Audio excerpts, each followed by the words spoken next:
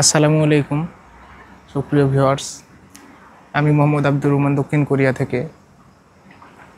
আজকে আমি কথা বলবো সফলতার মূলমন্ত্র নিয়ে।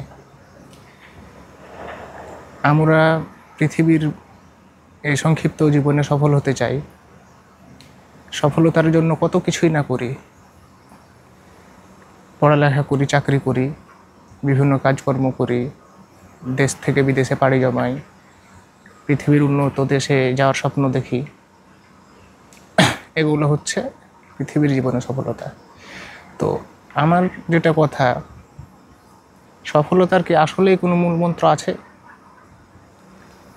সফলতার যদি মূলমন্ত্র থাকে তাহলে সেটা কি? কিভাবে একজন মানুষ সফল হতে পারে? আমি মনে করি আমার ব্যক্তিগত ভিউ থেকে পৃথিবীর সফলতাটাই মূল সফলতা না। তারপরও পৃথিবীর জীবনে আমরা অনেকেই সফল হতে চাই। আমাদের কাঙ্ক্ষিত একটা লক্ষ্য থাকে, একটা গন্তব্য থাকে। আমরা মনে করি সেই কাঙ্ক্ষিত লক্ষ্য এবং গন্তব্যে পৌঁছাতে পারলে আমি সফল। আমরা যদি এই পৃথিবীর সফলতাটাকে ধরতে চাই তাহলে আমাদের কি করতে হবে? আমাদেরকে আমাদের কমফোর্ট জোন থেকে বের হয়ে কঠোর পরিশ্রম এবং সাধনার মাধ্যমে সেটা পাওয়া সম্ভব। যদি আমরা পৃথিবীর এই সংক্ষিপ্ত জীবনে মনে করি যে আমরা নিজের একটা লক্ষ্য ঠিক করেছি, ওই লক্ষ্য পর্যন্ত আমরা পৌঁছাবো, তাহলে এটুকু আমরা করতে পারি। এবং আমরা চূড়ান্ত লক্ষ্যে যদি আমরা পৌঁছাতে নাও পারি, তারপরও কিছু একটা পাই। অনেকেই তাদের চূড়ান্ত গন্তব্য পর্যন্ত পৌঁছাতে পারে।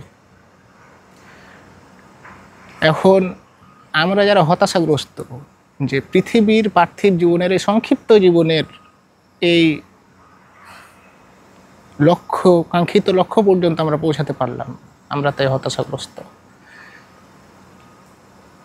তো এই হতাশার কোনো আসলে কারণ নাই। কারণ পৃথিবীতে আমি ধরেন একটা কিছু পেতে চাই, আমি ওই জিনিসটা পাওয়ার আগে পর্যন্ত আমি অনেক পরিশ্রম করলাম, কঠোর সাধনা করলাম, আমি করে গেলাম, আলটিমেটলি আমি ওটা পেয়েও গেলাম। পাওয়ার পরে আমি কি থেমে থাকবো? বা আমার সফলতার যে মানদণ্ডটা ছিল ওখানে কি দাঁড়িয়ে থাকবে? পরিবর্তিত হবে না? আরও বর্ধিত হবে না? বড় হবে না? পরিধি কি আর বড় হবে না, বাড়বে না? অবশ্যই বাড়বে। তাই আমি মনে করি পৃথিবীর এই সংক্ষিপ্ত ক্ষণের এই সফলতা পাওয়ার জন্য আমরা আমাদের এই জীবনটাকে যেভাবে অতিবাহিত করি, অপব্যয় করি, নষ্ট করি, এটা আসলে ঠিক না। আমাদেরকে একদিন এই পৃথিবীর মায়া ত্যাগ করে চলে যেতে হবে। আমরা যারা পরকালে বিশ্বাসী তাদের জন্য পৃথিবীতে আসলে সফলতার কোনো মূলমন্ত্র হয় না।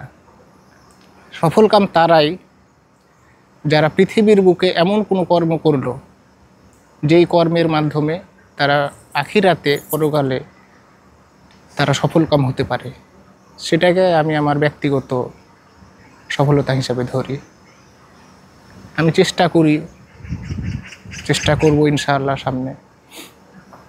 আর পৃথিবীর যে গতানুগতিক সফলতা, এই সফলতার পিছনে আমরা অনেক সময় ব্যয় করি, অনেক টাকা পয়সা, অর্থ। এই যে বললাম, আমরা চাকরি করি, কাজ করি, দিন রাত এক করে দেশ ছেড়ে প্রবাসে থাকি। তারপরেও অনেক সময় দেখা যাচ্ছে আমাদের ওই কাঙ্ক্ষিত লক্ষ্যটা অর্জন করা সম্ভব হয় না। আমি মনে করি যে আমার ব্যক্তিগত জীবনে সফল হতে গেলে আমাকে সেই কাজটাই আমি করব, যেই কাজটার আলটিমেটলি আমি যদি সফল নাও হতে পারি কিন্তু আমি রিওয়ার্ড পাবো। আমি একটা কাজ করলাম, ওটার বেনিফিট আমি পাবো। এই জন্য আমি মনে করি হতাশাগ্রস্ত হয়েন না। পৃথিবীর এই সফলতাটা কিছুই না। আপনি যেটাকে আপনার ল্যান্ডমার্ক ভাবছেন, আপনি সেখানে পৌঁছানোর পর আপনার আরও দূরে যাওয়ার মনে চাইবে, আপনি আরও বড় হতে চাইবেন। তাই আমাদের এই সংক্ষিপ্ত সময়টাকে আমরা সঠিক কাজে ব্যয় করি, সফলতার পিছনেই শুধু না ছুটি। এই পৃথিবীর জীবনের সফলতার পিছনে ছুটতে গিয়ে আমাদের মহামূল্যবান সময়গুলোকে আমরা নষ্ট না করি, আমরা পরকালের জন্য কিছু করি, আমরা আমাদের জন্য কিছু করি, আমাদের নিজেদের জন্য কিছু করি, নিজেদের জীবনের জন্য কিছু করি। পৃথিবীর এই সংক্ষিপ্ত অধ্যায়ে আমরা যে সফলতাটা না পাই, না পেলেও কোনো ক্ষতি নাই, কিন্তু আমাদের পরিশেষে যে সফলতাটা, আমাদের জীবনের পরে আরেকটি যে জীবন আছে, সেখানে যদি আমরা অসফল হয়ে যাই, তাহলে আমাদের এই ছোট্ট জীবনটা বৃথা।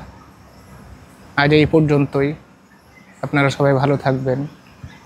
আসসালামু আলাইকুম।